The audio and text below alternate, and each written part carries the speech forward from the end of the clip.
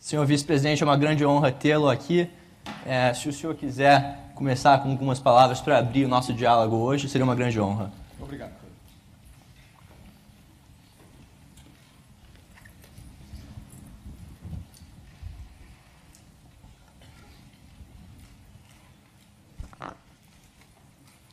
Presidente Fernando Henrique Cardoso, meus cumprimentos, Silvana, sua esposa, ministro Dias Toffoli, presidente do STF, governador Witzel, do Rio de Janeiro, governador Zema, de Minas Gerais.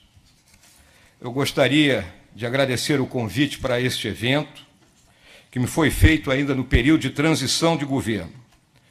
A Brasil Conference comprova que a realidade do nosso país desperta interesse e merece reflexão no mais alto nível do debate acadêmico. Agradeço também ao Pedro Farias, esse jovem entusiasmado, em nome de quem quero dar os parabéns a todos os alunos que participaram da organização desta conferência. Minha saudação ao corpo de professores e acadêmicos destas prestigiosas instituições, que são Harvard e o MIT. Cumprimento igualmente os meus colegas palestrantes e demais participantes desta Brasil Conference. Senhoras e senhores, meu bom dia a todos. O mundo em que vivemos hoje resulta de uma combinação de fatores cuja gestação político-econômica teve início nos anos 80, com a vitória do projeto neoliberal e a explosão científica e tecnológica estimulada pelo processo de globalização. As realidades nacionais foram interligadas a tal ponto que não existem mais fronteiras na sociedade da informação. Os problemas que afligem a população são comuns a todos, independentemente do grau de desenvolvimento de cada nação. De igual forma, as ameaças se tornaram globais e enfrentá-las exige esforço conjunto e diálogo permanente. A revolução tecnológica dos últimos anos não trouxe exclusivamente benefícios e conforto. A velocidade de transformação e disseminação das informações favorece o conhecimento, mas também permite que operadores fora do sistema se aproveitem dessas plataformas para fins destrutivos, muitas vezes violentos, e para semear o ódio. O Brasil e a Nova Zelândia foram palcos recentes desse tipo de violência planejada e articulada, nas mesmas redes virtuais, onde pessoas de bem trocam informações, compartilham experiências e imagens e cultivam as relações humanas de qualidade. É o nosso primeiro recado, não ao ódio. Nosso desafio não se limita ao combate ao terrorismo real ou cibernético. A atuação do crime organizado, o tráfico internacional de drogas, as crises ambientais e humanitárias nos permitem concluir que não há mais mares tranquilos para que possamos navegar. Somado a isso, vivemos um cenário de incerteza no campo comercial, onde assistimos a uma guerra que alimenta o protecionismo e prejudica a livre concorrência. A América Latina não está indiferente às transformações em curso do mundo. Nossas sociedades sinalizaram de maneira clara e democrática o desejo por uma nova estratégia de inserção global, que privilegie a economia de mercado, o livre empreendedorismo e a proteção da propriedade privada. Governos anteriores enveredaram por um projeto que se mostrou inadequado para atender a esses anseios e que, em muitos casos, gerou crises que desestruturaram o sistema produtivo nacional. A Venezuela é um caso emblemático dessa falência.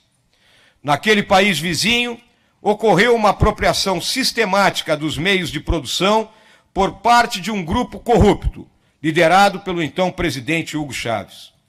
O país foi sucateado em benefício dos integrantes do regime. A chegada de Maduro ao poder um líder fraco e sem o carisma de seu antecessor, somente acelerou o processo de deterioração que sofre aquele país. No Brasil, esse processo foi interrompido com o impeachment da presidente Dilma Rousseff, mas, sobretudo, com a resposta nas urnas do eleitorado, que escolheu, por ampla maioria, a Jair Bolsonaro como seu legítimo representante. Durante vários anos, os governantes brasileiros procuraram utilizar a máquina do Estado para resolver todos os problemas e, ao mesmo tempo, tomar de assalto as riquezas advindas do crescimento econômico e da valorização das commodities. Essa sistemática perversa afundou o país em uma das mais graves crises políticas e econômicas de todos os tempos. O Estado se tornou ainda mais ineficiente e a corrupção atingiu níveis inimagináveis em toda a administração pública. A onda que se seguiu e que elegeu Bolsonaro constituiu-se em um misto de indignação e um vigoroso movimento do resgate do país e de seu orgulho como nação. Nosso objetivo primordial nesse sentido é o de restabelecer a confiança no país e nas suas instituições e retomar o caminho do desenvolvimento econômico e social. Nos primeiros meses de governo, e antes mesmo de tomar posse em 1º de janeiro, o presidente Bolsonaro procurou fazer um diagnóstico dos diversos obstáculos que deveríamos enfrentar para avançar nossos objetivos. O primeiro passo foi reduzir o número de ministérios e montar um gabinete composto de pessoas capacitadas e competentes, descartando a prática de distribuição de cargos públicos em troca de apoio político. Para atacar os problemas mais complexos e prementes da recuperação econômica e da crise na segurança pública, foram escolhidos os senhores Paulo Guedes e Sérgio Moro.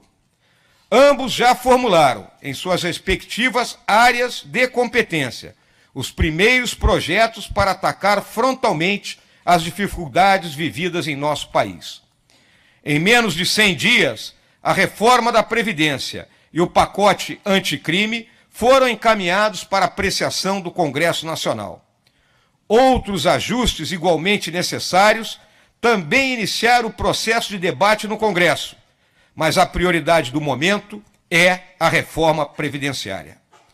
Como tenho dito em outros fóruns, a Previdência hoje é uma pirâmide financeira, como aquelas que ficaram famosas no passado e enganaram tantas pessoas honestas. Não é preciso estudar em Harvard ou no MIT para entender que um esquema desses é insustentável.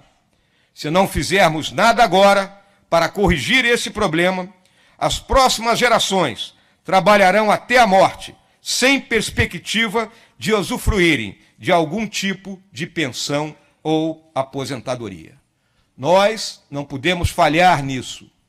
É a nossa responsabilidade com toda essa juventude que está aqui sentada.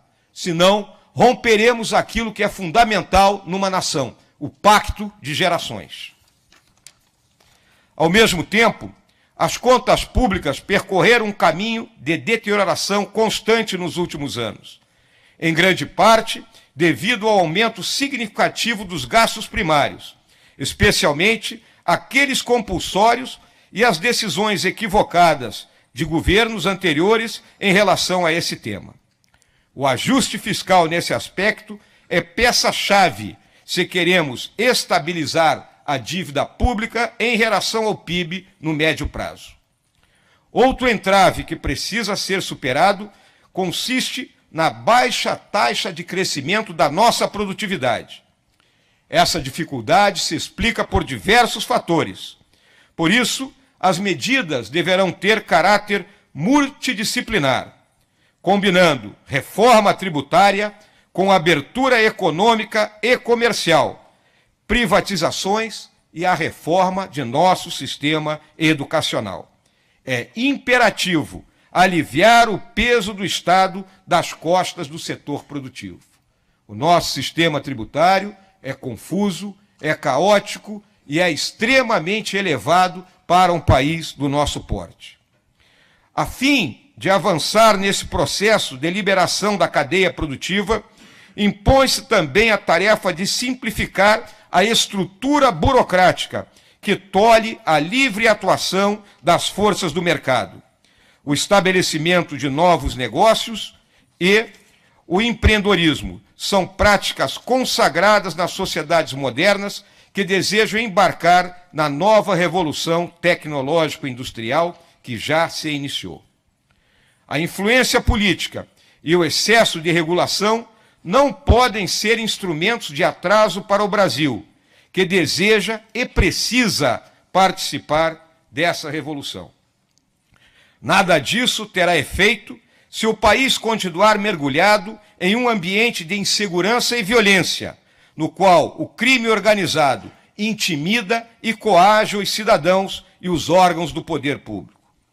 Para lidar com o crime e os criminosos, teremos que atuar em várias frentes. A legislação deve ser reforçada de maneira que as penas sejam cumpridas de fato. Temos que pôr um fim ao regime de progressão que só beneficia os criminosos e também ao tratamento dado a menores de idade infratores. É um tema que tem que ser discutido pela sociedade. O sistema prisional deve ser reestruturado de forma a impedir que as prisões sejam colônias de férias que vemos hoje, de onde os cartéis comandam o crime organizado. Nossa polícia, por sua vez, deve ser melhor treinada e capacitada para encarar não só a criminalidade urbana, mas igualmente os ilícitos transnacionais que ocorrem em nossas fronteiras. Esse trabalho deve acontecer em paralelo ao esforço constante pela melhoria das condições de vida da população marginalizada, que não se sente atendida e muito menos protegida pelo Estado.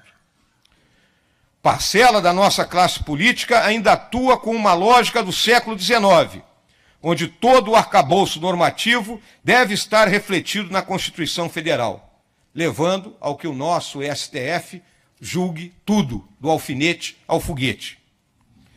Foi essa atitude paradoxal que dividiu o país entre a sociedade formal e a informalidade que permeia as comunidades menos favorecidas.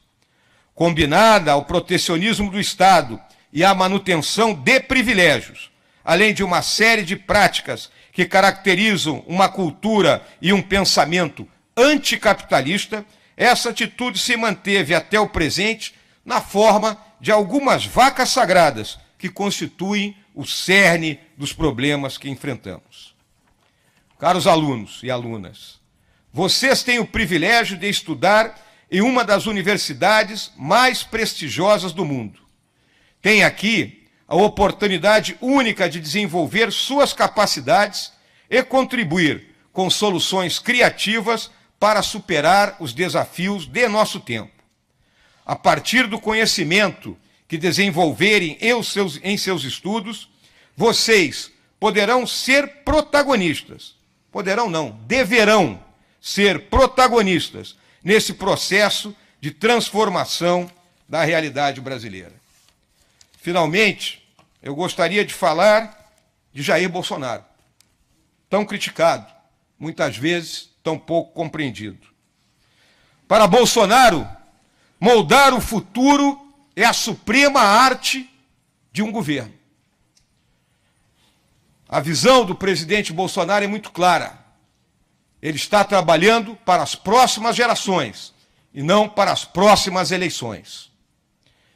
E ele tem firme na sua mente que, em 1º de janeiro de 2023, quando entregarmos o nosso bastão para quem nos suceder, o país deverá estar com suas reformas prontas, com a base em condições, para que então tomemos o rumo daquilo que tem que ser o nosso destino manifesto. E mais ainda, que o nosso país viva as 4 liberdades que um dia um ex-presidente desta grande nação americana, em seu discurso do State of the Union do ano de 1940, falo de Franklin Delano Roosevelt, assim expressou: que no nosso país a liberdade de expressão, a liberdade de religião, a liberdade de não ser submetido à vontade de ninguém e a liberdade de não ser medo vigorem sempre. Muito obrigado.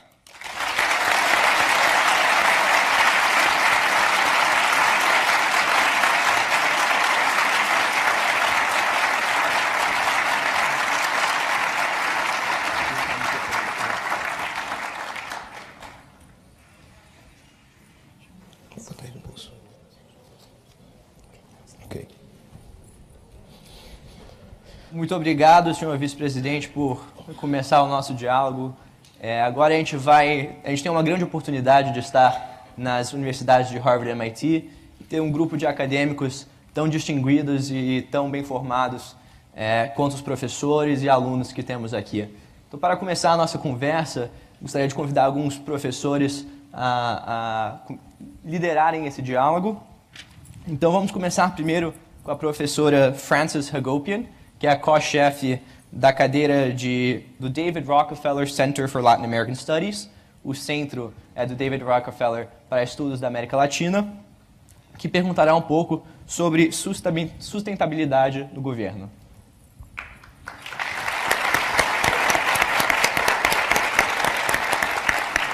Bom dia, obrigada. Senhor vice-presidente, o consenso científico é que o planeta está em perigo e que rapidamente chegaremos ao ponto sem retorno. Os custos de adaptação vão ultrapassar os benefícios de curto prazo se continuarmos fazendo tudo como antes.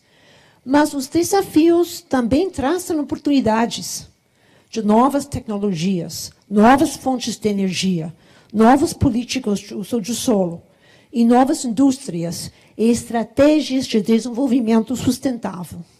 Nesse quadro, meu país, os Estados Unidos, saíram do Acordo de Paris e cederam a liderança desta área.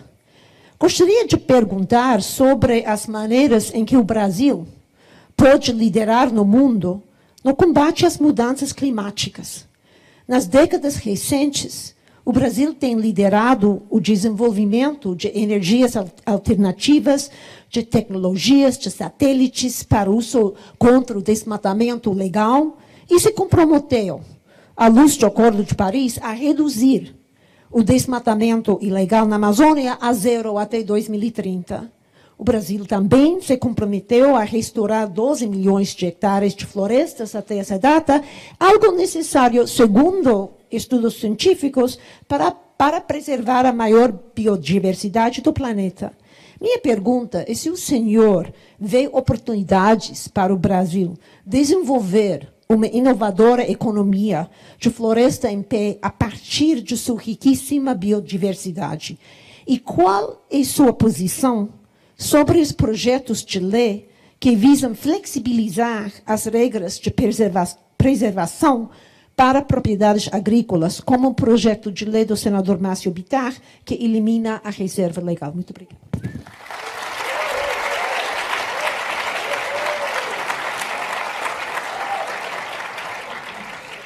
Professora, muito obrigado pela sua pergunta. A questão do desenvolvimento sustentável e da preservação do meio ambiente, ela permeia o Brasil como um todo. Ninguém tem dúvida que o clima está mudando. Não sabemos se essa mudança climática é uma daquelas das senois da vida na Terra, como já ocorreu em outras fases, ou se é algo que veio para ficar. Tá? É um aumento dessa mudança. O Brasil ele tem uma responsabilidade enorme nisso aí. Então, a primeira coisa, já ficou muito clara, nós não vamos sair do Acordo de Paris. Tá? Nós estaremos dentro do Acordo de Paris e vamos nos sujeitar, não é, aos ditames que ali estão colocados. Temos a responsabilidade enorme da preservação da floresta amazônica. A floresta amazônica, ela cobre mais da metade da extensão do nosso país. Para aqueles que a conhecem muito bem, como eu, que morei 5 anos naquela região, nós sabemos a imensa responsabilidade que é manter aquela biodiversidade e saber explorá-la dentro dos limites possíveis. Então, a própria questão da lei que a professora citou. Isso é algo que está em discussão dentro do Congresso e eu não vejo, num presente momento, que haja uma maioria para aprovar esse tipo de lei. Por outro lado, os nossos produtores rurais, eles são os principais interessados em defender e preservar a terra que eles têm. Porque se por acaso essa terra, ela entrar numa situação de deterioração, eles vão perder o seu ganha-pão, vão perder a sua capacidade de produzir. Então, mais do que nunca, a tecnologia tem sido extremamente importante no manejo não só da nossa produção da agricultura, como também no nosso manejo florestal. O arco do desmatamento ele chegou ao seu limite. Ele atingiu ali, se nós olharmos o sul do Amazonas, parcela ali de Rondônia e do Acre, e o sudeste do Pará. Então nós temos que fazer todo o esforço, número 1, para por aqui, isso aqui termina aqui. E temos, conforme está colocado dentro do acordo, que fazer todas as atividades necessárias para o reflorestamento dessa região. Então é dessa forma que o nosso governo está pensando, é dessa forma que o presidente Bolsonaro vê esse problema, professora.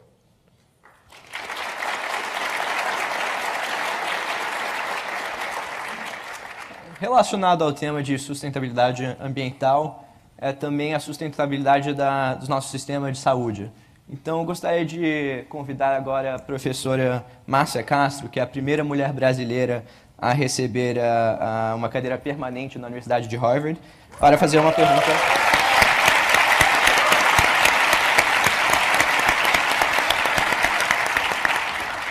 Para fazer uma pergunta sobre a área de saúde.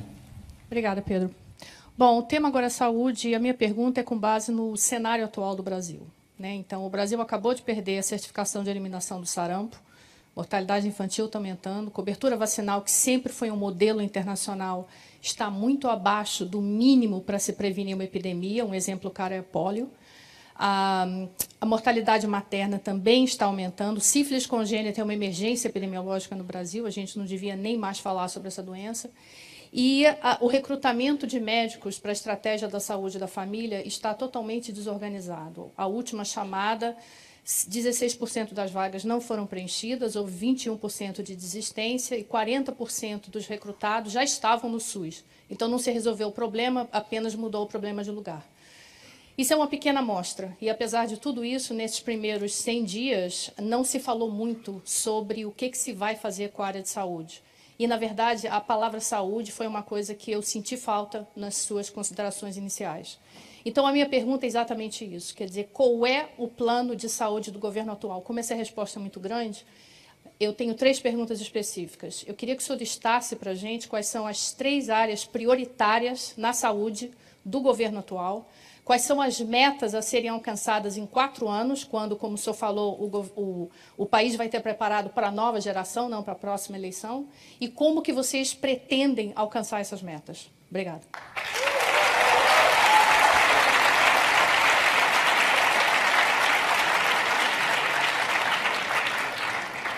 Bem, professora, obrigado. Em primeiro lugar, a questão da saúde é uma coisa que nós temos que solucionar, é um problema de gestão. Nós temos um problema sério de gestão no nosso sistema de saúde, que causa muitos dos problemas que a senhora acabou de mencionar. Então, esse é o foco inicial, onde está colocado o esforço do ministro Mandetta, que é o nosso ministro da Saúde. A segunda meta que nós temos, obrigatoriamente que cumprir, é a questão de erradicação de determinadas doenças. A senhora mencionou o sarampo. Nós temos a visão que o sarampo entrou vindo dos imigrantes que chegaram da Venezuela, trouxeram essa doença de volta. Ela estava primeiro concentrada ali na região de Roraima e depois já apareceu em Belém e agora já temos casos lá na região de São Paulo. Então, a senhora sabe que as coisas viajam a doença viaja com uma velocidade grande. Então, nós temos que ter um foco muito grande na erradicação dessas doenças. E a terceira meta, que eu vejo, é uma questão que está ligada a esse problema da saúde pública, e aí entra a própria questão, vamos dizer, da urbanização. Nós temos enormes áreas dentro do nosso país, nos cinturões de miséria ao redor das nossas cidades, onde não tem rede de esgoto, onde não se tem acesso, as regiões são insalubres. Então, isso está extremamente ligado ao nosso problema de saúde. Então, é a terceira meta que nós temos que atacar. Muito obrigado, senhor vice-presidente. Agora, mudando um pouco para outro assunto muito estratégico, muito importante no Brasil, que a gente vem vendo vários cenários mudando conforme a mudança nas políticas públicas também, é o assunto de segurança pública. Então, para isso, eu convido o professor Benjamin Lessing, que é professor da Universidade de Chicago e cofundador do programa sobre violência política, para perguntar sobre a segurança pública. Obrigado. Estimado vice-presidente, a segurança, crime e violência preocupam todos os brasileiros e as propostas do governo Bolsonaro nesse campo tiveram protagonismo central nas eleições. Porém, na história recente, várias políticas de segurança, inclusive as mais repressivas, têm dado errado, não só não eliminando, como fortalecendo o crime organizado. O próprio nascimento do Comando Vermelho na Ilha Grande, fruto da Lei de Segurança Nacional durante a época do governo militar, o massacre de Carandiru, que acabou dando na fundação do PCC em São Paulo, depois transferiu os líderes do PCC para diluir seu poder, mas que só acabou dando no espalhamento do PCC pelos 27 estados, erro hoje em dia reconhecido pelas autoridades paulistas, e agora o sistema penitenciário federal, que foi feito para conter os chefões do crime, mas acabou lhes dando uma plataforma de networking tão bom quanto o Harvard Brasil Conference, ajudando o Comando Vermelho a tecer uma malha de alianças com facções locais. Sendo assim, quais providências o governo tomará para assegurar que estas novas políticas não estejam dando errados? Ou se derem errado, como vocês vão detectar a tempo? Quais serão os sinais de alerta que eles fariam parar para repensar e fazer as ajustes necessários ao longo do curso? Obrigado.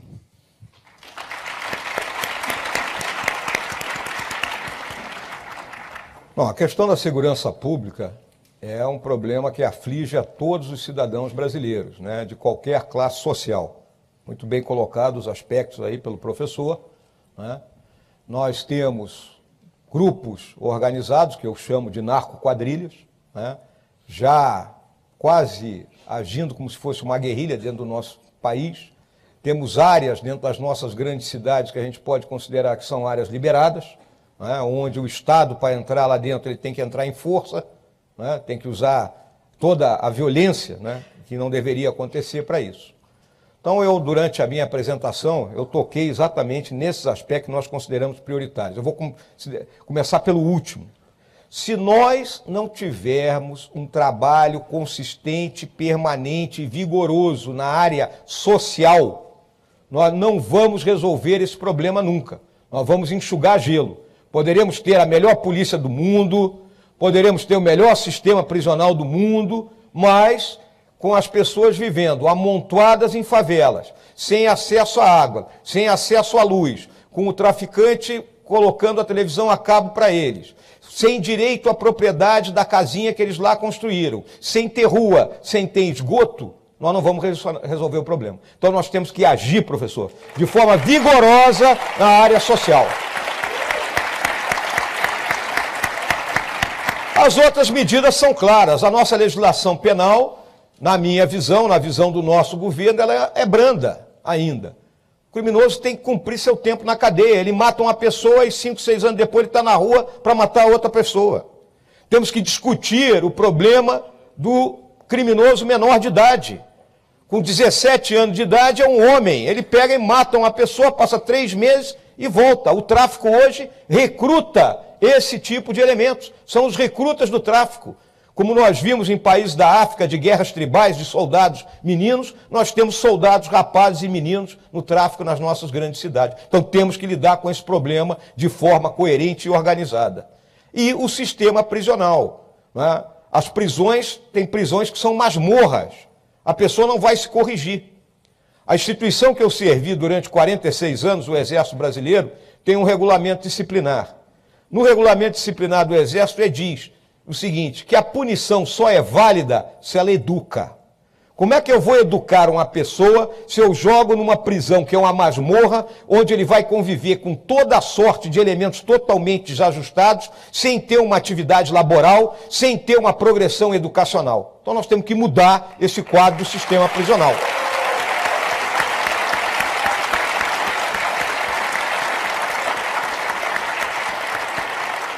E o trabalho, obviamente, da polícia. A nossa polícia, ela vive o pior dos mundos, senhoras e senhores. Porque se ela age como polícia, ela é condenada. E se ela cruza os braços, ela também é condenada. Então nós temos que melhorar a capacidade operacional, em termos de inteligência, equipamentos modernos, e a capacidade tática de saber agir nessas situações e só ir ao confronto quando ele for simplesmente inevitável. Então são essas as atividades que nós temos que fazer, são atividades que são responsabilidade inicial dos nossos estados, mas o governo federal vem trabalhando em conjunto. Está aqui o meu amigo, dileto amigo, governador Witzel, né, onde nós estamos buscando as soluções para que o nosso Rio de Janeiro realmente volte a ser a cidade maravilhosa.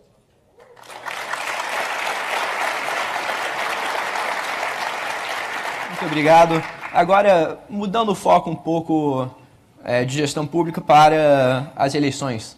A gente viu que nessas eleições houve muita renovação, houve muita mudança no Congresso, no Senado, nos estados. A gente tem agora um aluno de PhD, o Fernando Bizarro, que é aluno de PhD de Ciência Política aqui em Harvard, da Harvard Kennedy School, que perguntará um pouco sobre o desempenho dos militares na política e essas mudanças que vamos observando nos últimos anos. Obrigado. Bom dia, vice-presidente.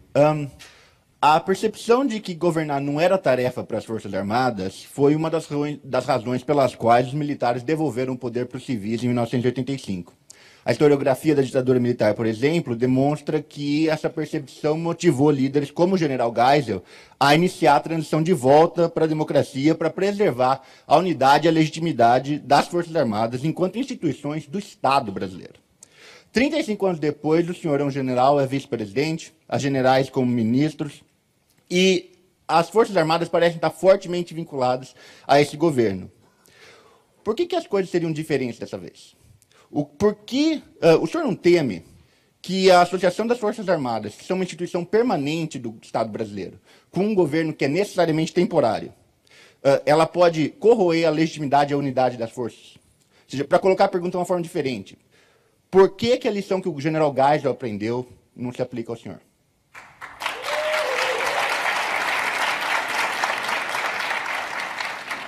Bom, vamos olhar o seguinte, o general Geisel não foi eleito, eu fui.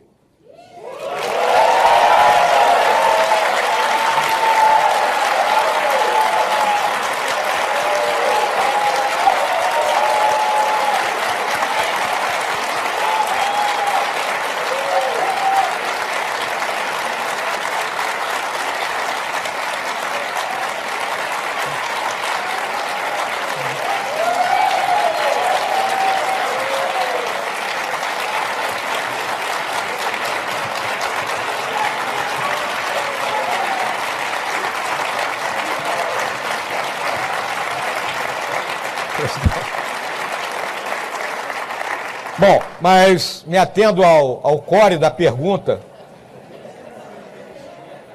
As Forças Armadas não estão no poder. As Forças Armadas continuam com a sua missão constitucional, cada uma com seu comandante. A missão constitucional, eu lembro sempre, defesa da pátria, garantia dos poderes constitucionais e, por iniciativa de qualquer um desses, garantia da lei e da ordem. O que ocorre, 2 militares foram eleitos. O presidente Bolsonaro, 30 anos fora das Forças Armadas, ele é um político, mais político do que um militar. Mas carrega dentro de si, obviamente, toda aquela formação que nós tivemos. Durante algum tempo ele buscou, nos quadros políticos, um parceiro para a candidatura dele. Problemas que ocorreram levaram que na 1ª hora ele me convocasse para essa missão. Tá? Positivo, é assim que funciona a coisa. Tá? Na hora da gente governar, nós buscamos os melhores quadros. Às vezes o alguns aqui, óbvio, podem discordar, óbvio, a opinião é de cada um de nós, isso faz parte do jogo democrático. E óbvio que os companheiros que nós conhecíamos dentro das forças, foram convocados. Mas são todos na reserva, já estão afastados das forças.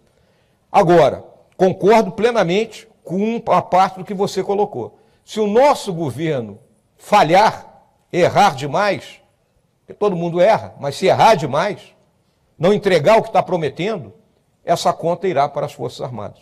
Daí a nossa extrema preocupação e as palavras que o presidente falou na noite, no domingo à noite, no dia 28 de outubro, quando nós fomos eleitos, que ele olhou para mim e disse assim: nós não podemos errar. Então é isso.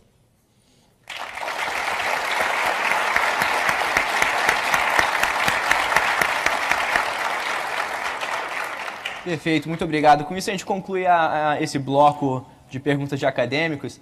Como eu mencionei no começo, a gente tem muito talento nessas duas universidades, mas a gente tem muito talento no Brasil também. Então, um dos programas que essa conferência sempre tenta expandir e promover é o nosso programa de embaixadores. Os nossos embaixadores, agora temos 2 em cada macro-região, 10 no total aqui presentes. Eles levam esse diálogo que temos nesses 3 dias de conferência de volta para o Brasil para continuar sempre dialogando, sempre promovendo essas conversas para melhorar no nosso país. Temos o prazer de ter 2 deles aqui hoje, que também farão algumas perguntas para o senhor. O primeiro é o Lucas Gremache, embaixador da região Sul, natural de Maringá. Ele perguntará um pouco mais sobre ciência e tecnologia.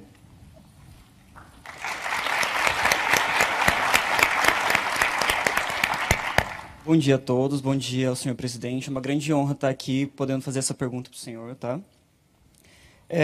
Estamos aqui nos maiores centros do mundo de ciência, tecnologia e inovação, então é impossível a gente deixar de tocar nesse assunto.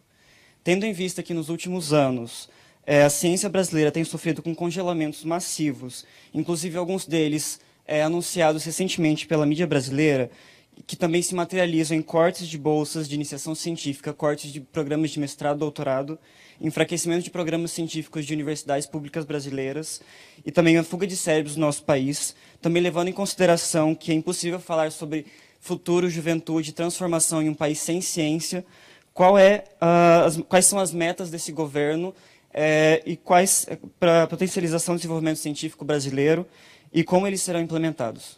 Obrigado.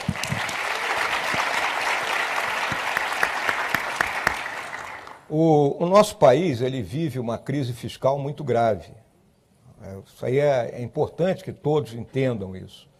Se nós olharmos as contas primárias, eu estou falando isso aqui para depois chegar no ponto que eu quero tocar contigo. Se nós olharmos as contas primárias, aquela conta de padeiro, receita e despesa, nós temos um déficit aí na faixa aí dos últimos anos de 130, 140 bilhões de reais. Nós estamos no 6º ano no vermelho. Então, vocês imaginem, na casa de vocês, 6 anos vivendo no vermelho, entrando no cheque especial, estourando cartão de crédito, indo para o agiota, é a situação que nós vivemos. Fora os juros da dívida pública, que estão na faixa de 400 bilhões de reais por ano que nós estamos pagando. Então isso deixa uma margem de manobra muito estreita para o governo. Então o que nós olhamos? Numa crise fiscal dessa, nós temos que selecionar a frente. Então a ciência, tecnologia, pesquisa e desenvolvimento é fundamental nessa era do conhecimento. Eu ontem tive uma conversa longa com um dos professores aqui, o professor Mangabeira Unger, que é um entusiasta da questão da economia do conhecimento, que é o que ele vê como a evolução do processo natural. Então nós temos que estar focados nisso e pegarmos os poucos recursos que nós temos e buscar, é isso que o ministro Marcos Pontes está operando, esse verdadeiro casamento entre a academia, ou seja, nós realmente selecionarmos aquelas pesquisas que são importantes e que cabem no nosso orçamento, então o casamento dessa área com a indústria, porque tem que estar casado um contra o outro, não adianta eu querer fazer uma pesquisa de algo que não vai me trazer um resultado agora, pela situação que o país vive. E, obviamente, o Estado como guarda-chuva disso aí. Essa é o trabalho e a missão que o ministro Marcos Pontes recebeu do presidente Bolsonaro. Bem?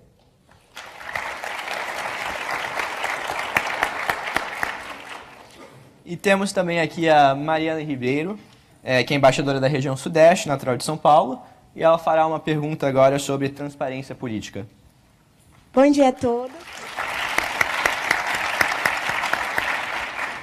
Bom dia a todos. Bom dia, senhor vice-presidente. É uma grande honra poder estar contribuindo com a formação, com a criação de todos esses diálogos tão importantes para o nosso país.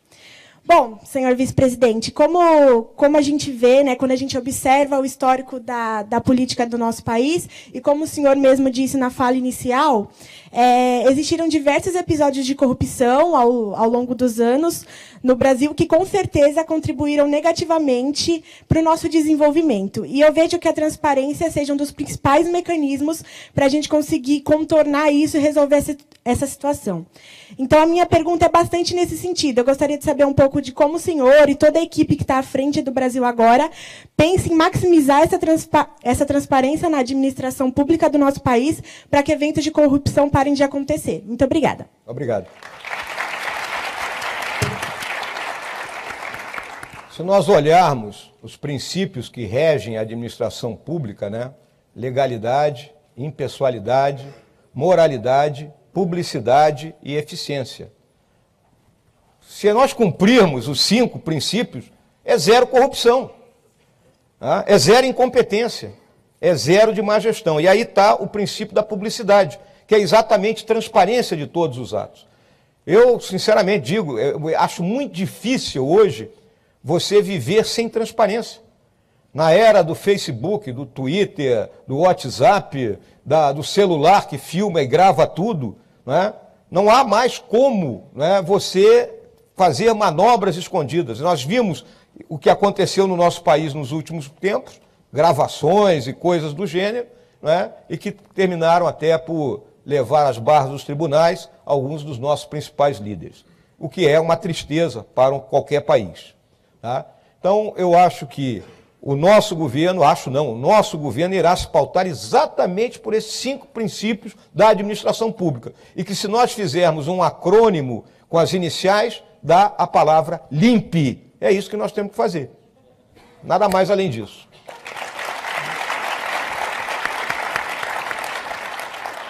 Obrigado. Agora a gente sempre preza também, além de ter a discussão presencial, ter também acesso a todas as pessoas nos assistindo online, nos nossos centros locais, que são mais de 100 centros no Brasil, a maioria deles em universidades, nos assistindo ao vivo.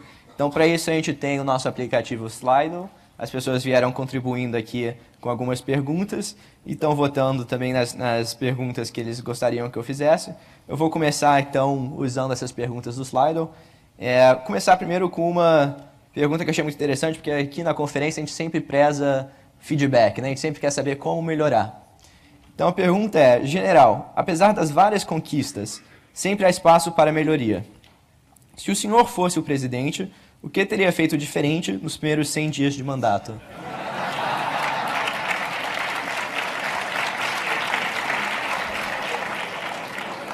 Olha, eu agradeço a pergunta, mas eu vou dizer uma coisa para vocês, isso aí é do coração. Né? A minha parceria com o presidente Bolsonaro ela é total. Né? A gente discute, né? A gente debate as ideias, mas quando ele toma a decisão, eu estou com a decisão dele 100%. Então, como é que é aquela música, presidente? Faria tudo outra vez? Faria tudo outra vez.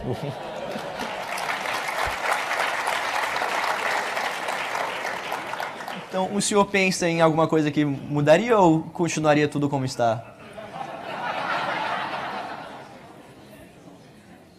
Pedro, talvez pela minha personalidade eu escolhesse outras pessoas para trabalhar comigo, só isso.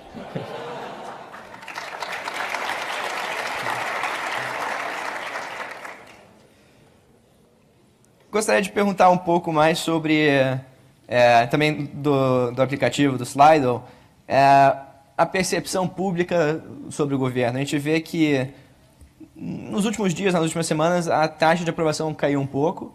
Queria saber o que o senhor, para que o senhor atribuiu essa queda na taxa de aprovação? Olha, existe uma ansiedade muito grande por parte da nossa sociedade lá no Brasil. Né? As pessoas clamam por mudanças. Né? Nós estamos vivendo uma crise do problema de desemprego muito grande. né? É uma coisa que sempre me angustia também quando eu vejo que a juventude no Brasil ou quer fazer um concurso público ou quer sair do país, alguma coisa está errada. Né? Nós temos que... Então, essa ansiedade, ela se traduz, né? Pô, esse pessoal não ia fazer tudo? O que eles estão fazendo? Né? Então, eu vejo naturalmente essa queda inicial de popularidade. Né? Mas também, eu sou uma pessoa que anda na rua. Né? Eu não estou enclausurado lá dentro do anexo 2 do Palácio do Planalto, nem lá dentro do Jaburu. Eu vou ao Rio de Janeiro, vou à academia de ginástica que eu frequento, é uma Smart Fit. A Smart Fit ela é ecumênica. Tem todo mundo lá, pô. Tá? Não é a academia da elite. Acabei de fazer uma propaganda da Smart Fit aqui, hein? Esperamos ter no próximo ano também como patrocinadores. Então, eu converso com todo mundo. As pessoas, né, apresentam suas ponderações, vou à praia, jogo voleibol, vou no shopping. Então, tem gente que quer que a gente, acelere as coisas. Mas todos têm que entender uma coisa. O executivo ele não tem uma varinha de condão. Né? Seria ótimo, né? Pim, pim, pim. O presidente Fernando Henrique passou 8 anos nessa luta. Sabe disso? Nós temos que dialogar permanentemente com o Congresso. Temos que entender como é que a fisiologia lá dentro do Congresso, como é que eles estão reagindo às coisas, buscar convencer. É um caso específico dessa questão do sistema previdenciário. Nós temos que convencer o Congresso de uma forma e convencer a população de outra forma. Então, isso leva algum tempo. Então, é normal isso para mim. Perfeito. O senhor tocou um pouco as relações com o Congresso e como vender as propostas para o Congresso versus para a população. Tem uma pergunta aqui que é: qual a estratégia do governo para melhorar o relacionamento com o Congresso para finalmente ver concretizar as propostas encaminhadas? Bom, o presidente, inicialmente, ele tinha a visão de trabalhar com as bancadas temáticas. Então, quando nós estávamos, ano passado, no período ali da transição, ele se reuniu com a bancada da agricultura, com a bancada da Bíblia, com a bancada da bala, né? Então, é a bancada 3B, boi, bala e Bíblia, né? Que o pessoal fala na nossa imprensa lá. Né? Ele tinha essa estratégia, só que cada bancada dessa é multipartidária. Né? Ela se une transitoriamente naquilo que é de interesse específico da bancada, mas ela se esfacela porque cada um ali é oriundo de um partido diferente. As senhoras e senhores, vejam, no nosso Congresso tem 30 partidos diferentes representados. Aqui nos Estados Unidos são só 2 e a coisa já é meio complicada, né? Imagina com 30. Né? Então agora o presidente mudou a estratégia. Essa estratégia não deu certo. Né? Ele está chamando os presidentes de partido e eu entendo que a visão dele é buscar maiorias transitórias para cada uma das nossas propostas. Então a proposta-chave agora é a aprovação da nova Previdência, então vamos construir uma maioria para ela. E foi o que os próprios presidentes de partido disseram após o encontro com o presidente. Nós apoiamos a nova Previdência, mas não estamos apoiando o governo. Então, é uma nova forma da gente tentar organizar esse relacionamento com o Congresso. E, óbvio, tem que haver diálogo. São 3 coisas nisso aqui. Clareza, o governo tem que ter clareza. Pessoal, ninguém pode ter dúvida sobre os objetivos do governo. Tem que ter determinação para levar à frente e buscar a conquista desses objetivos. E ter paciência, muita paciência, muito diálogo. É dessa forma.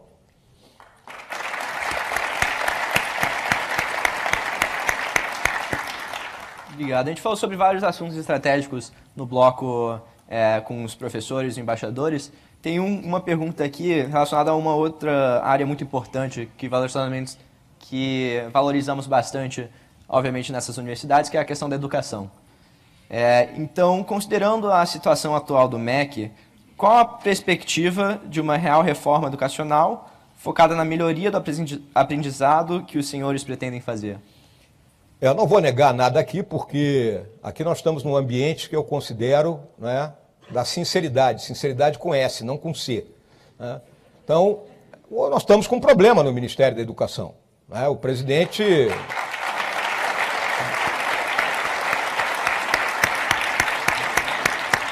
O presidente vai tomar uma decisão a esse respeito amanhã, né, de acordo com o que ele já definiu. Né? E a nossa visão nossa visão, nosso governo vê o seguinte: nós temos que investir pesado na educação básica. Nós investimos muito no ensino superior e pouco na educação básica. Então nós temos uma evasão enorme da escola, uma massa de jovens de 13, 14, 15 anos que não entendem um texto. Os nossos alunos têm os piores desempenhos no PISA porque não conseguem terminar a prova. E por que não conseguem terminar a prova? Porque demoram a interpretar cada uma das questões. Então nós temos que nos voltar, e isso é o quê? É uma responsabilidade de estados e municípios, então nós temos que apoiar estados e municípios. Temos uma nova base curricular que tem que ser implementada, né? Temos que botar isso para funcionar, né? São as tarefas que estão na mão do ministro da Educação. Então, acredito que, não sei se o ministro Vélez vai ser mantido, se o presidente vai mudá-lo, vai colocar outra pessoa, mas nós temos que resolver esse problema de imediato. Obrigado, vice-presidente. A gente bateu muito na tecla de diálogo, o senhor mencionou as redes sociais e a transparência que acesso a elas traz. Tem uma pergunta aqui relacionada à estrutura de internet e acesso a informações. Queria perguntar ao senhor quais são os planos para a implementação e crescimento do acesso rápido e eficiente à internet? Bom, nós temos um atraso muito grande por legislação. A legislação que rege hoje as nossas telecomunicações é uma lei do tempo do nosso presidente Fernando Henrique, de 1997, quando o celular era aquele tijolo, quando a internet não estava ainda disseminada, em muitos lugares a internet era rádio. Essa legislação até hoje ela obriga as empresas de telecomunicações a colocar seus investimentos em telefone fixo. Alguém aqui lembra ainda de telefone fixo, ter telefone fixo em casa? Poucas pessoas têm isso hoje. Foi uma grande transformação, e aqui eu rendo uma homenagem ao senhor presidente, a privatização das nossas telecomunicações, senão nós estamos até hoje atrasados.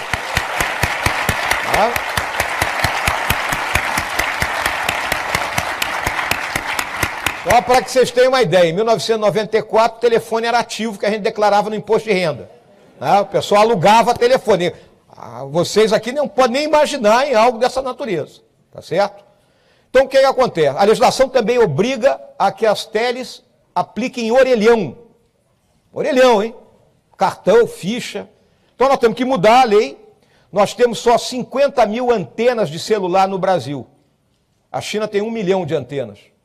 Então nós temos, de acordo com a conversa que eu já tive com o pessoal das teles, a mudança na legislação, eles têm condições de, em curto prazo, ou seja, até o final do nosso governo, quadruplicar o número de antenas de celular, passando o quê? Para 200 mil antenas. E, em consequência, aumentando o acesso à internet. E ao aumentar o acesso à internet, tem 3 coisas que vão melhorar.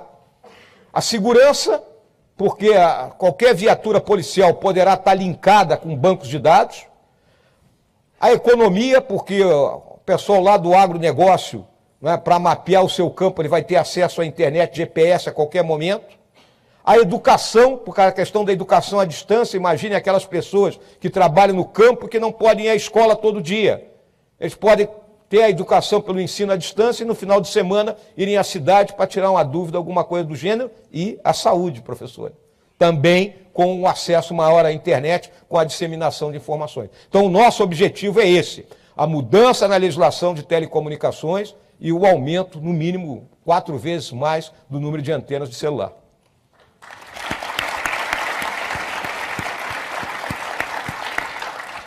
Senhor vice-presidente, eu sei que o senhor tem uma agenda muito apertada hoje, então a gente precisa concluir essa sessão agora às 13 horas. Eu queria apenas falar que, primeiro, eu fiquei muito feliz ao ouvir como o senhor frisou a importância do diálogo, a importância de manter sempre esse debate aberto, porque é algo que nós, como a Brazil Conference at Harvard e MIT, concordamos bastante, né? A gente sabe que o Brasil, no momento, pode estar dividido, mas que não há solução na divisão, e sim na união.